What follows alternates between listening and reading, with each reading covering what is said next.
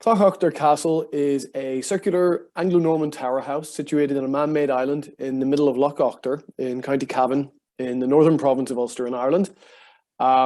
It's a very dramatic setting, even today, and its history is equally dramatic, and I thought well worth a video. I'm Ruadh Butler, and I've written 3 books about the Norman invasion of Ireland. Check out the description for links if that sounds like an interesting thing to you. And if you like Irish history as much as I do, particularly from the medieval era, do consider subscribing to this channel. Today I'm talking about Cloughoughter Castle, which is a ruinous tower, I guess about 15 meters in diameter and probably 20 meters high. And it's been home to Anglo-Norman knights, Gaelic chieftains, rebel generals, and English landlords over its tumultuous history. So a couple of weeks ago, we were down in County Cavan on a sort of short break and decided to take some kayaks out onto the lochs, a very extensive river and loch system in the middle of County Cavan. And we reached the castle by kayak, rowing down from Inishmore Island, which is about 3 kilometers, maybe a bit more to the north, which was really a really brilliant way to enjoy the scenery and the serenity of this really interesting and largely forgotten region of Ireland. Let me think what to say about this castle. It is such a dramatic place when it just appears from beyond the headlands and things as you're coming down the river. It's believed that the water of the loch would have originally reached to the walls of the tower house, but because of drainage work in the area, throughout Cavan over the subsequent centuries, the level of the loch has actually dropped significantly. And so it's now, the water level is about 10 meters from the base of the walls, not 10 meters lower, but 10 meters away. They say that the original entrance to the tower was actually on the first rather than the ground floor. So you could imagine that there was some sort of wooden staircase, maybe to a pier system, which would have stretched out into the loch, and which wouldn't have survived, obviously, to modern times. The first floor also has 2 other doorways that would have led to attached rooms or towers, but these have obviously long since fallen away as well. Inside the castle, there's a cobble floor on the ground level, which was presumably added around some point in the sort of 17th century. There's also a large fireplace in there, which looks a bit more recent than the original building. The island was actually probably created in the first instance as a crannog, so a man-made island in the 6th or 7th century BC by one of the Gaelic families who would have resided in the area, and used it as a sort of a place to flee or in an hour of need, or to store cattle overnight and things like this. And by the 12th century, it actually the area was in the hands of the O'Rourke family, who were kings of Breffni, which is, if you picture Connaught, it's the northernmost extreme of the old kingdom of Connaught. And Breffni would have stretched from Leitrim, possibly even parts of Sligo, across to Cavan. And they would have been under kings of the kings of Connaught, who were the O'Connors at the end of the 12th century. The stone tower was actually built by an Anglo-Norman lord called William Gorm de Lacy during his family's expansion into the region in the really early years of the 13th century. At this time, the Lacys were the preeminent family on the island, and William Gorm's half-brothers, Hugh, was the Lord of Meath, an Anglo-Norman family who'd come in, 30 years before. And another half-brother was Walter de Lacy, who had just at this time taken over the lordship of Ulster from the famous John de Courcy. I do intend to do a video about the de Lacy family, so do watch this space, and I'll get onto that as soon as I have time. Cloughoughter Castle didn't remain in William Gorm de Lacy's possession for very long. In 1233, after years overseas in France and England, he was actually killed, and the castle was captured by Cahill O'Reilly, who, not O'Rourke, but O'Reilly, whose family was at this time basically campaigning to drive out the de Lacys and the O'Rourkes, and would very soon after this become the kings of East Breffni, which is roughly continuous with the modern County Cavan. The O'Rourkes would retain most of County Leitrim and would continue to be one of well, the big family in County Leitrim, right up to the time of the Spanish Armada in the 16th century.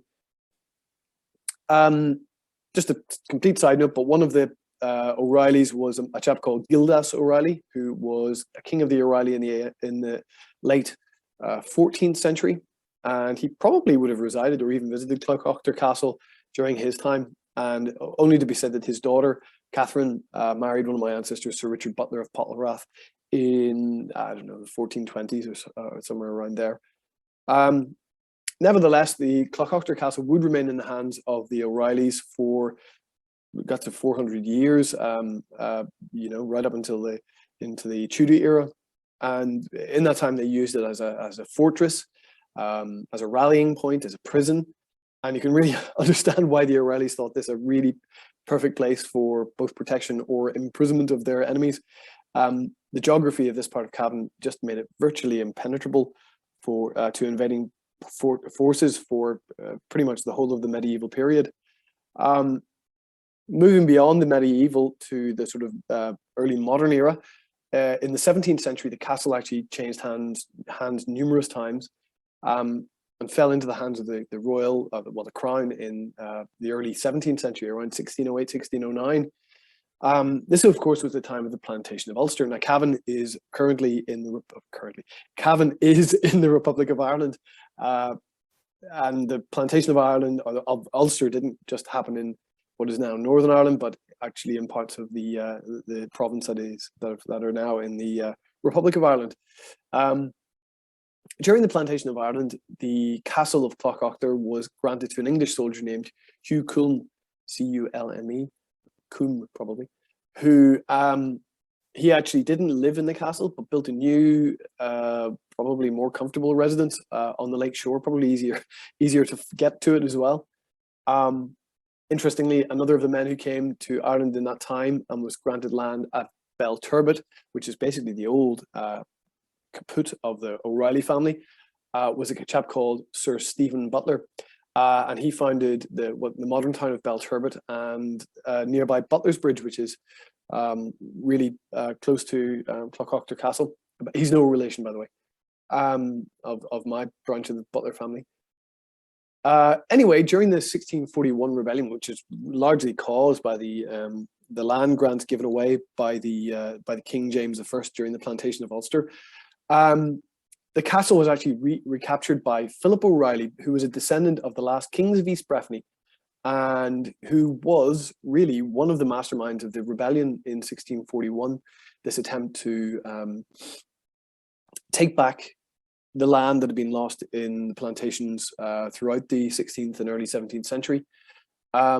Most of those who rose against the crown in 1641 subsequently gave their support to the Confederacy of Kilkenny, which was a group of Catholic lords and barons of both Gaelic and Anglo-Norman background, all of whom professed loyalty to King Charles I, and you know, said that they supported him in his wars against the rebel Parliament over in England.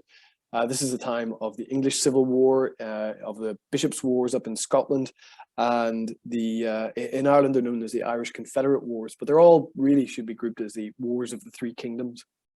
One of the great Confederate generals, this Confederacy of Kilkenny, was Owen Roe O'Neill, who was a nephew of the last Earl of Tyrone, Hugh O'Neill, and was actually Philip O'Reilly's brother-in-law.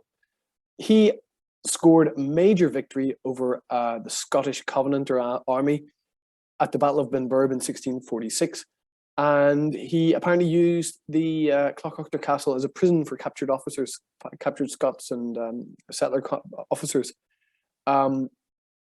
Slightly before that, in 1641, the castle was used to imprison William Bedell, who was the Bishop of Kilmore, a member of the Church of Ireland or the Anglican Church, as well as his son-in-law, Archdeacon Henry Jones. Bedell actually was a great promoter of the Irish language, but he succumbed to the conditions, obviously freezing, presumably in the winter of 1641-42. And somehow Henry Jones managed to escape with his family to Dublin and actually survived the war. Not a very nice bloke, however. Legend has it that Owen Roe O'Neill, who was the great victor at the Battle of Benburb, he actually he died at the castle, reputedly of poison, but probably more likely of disease or illness in the winter of 1649. This was, of course, the year that the invasion of Ireland by the Parliamentary General Oliver Cromwell happened. I wonder if Owen Roe survived longer. Would it been a different outcome? But we'll never know. Owen Roe is actually buried in the Franciscan Friary in Cavan town, which is a couple of miles to the east of Cloughoughter Castle. What to say? Well, the remnants of Owen Roe's army continued to fight sort of a guerrilla conflict against Oliver Cromwell's parliamentarians, and this was led in part by Philip O'Reilly. This is the chap who had instigated the rebellion back in 1641. O'Reilly finally surrendered Cloughoughter to the parliamentarians led by one Colonel Theophilus Jones in 1653. Theophilus was the brother of Henry Jones, who'd been imprisoned back in 1641, and apparently he bombarded the castle with cannons from Inishconnehl, which must have been an absolute effort to get them to that position to be able to target the castle. By this time in 1653, every other rebel lord, every other lord who was fighting against the parliamentarians had either fled Ireland or had been surrendered, and so Philip O'Reilly was actually the last commander to surrender, and Cloughoughter was the last fortress to surrender to during the Wars of the Three Kingdoms.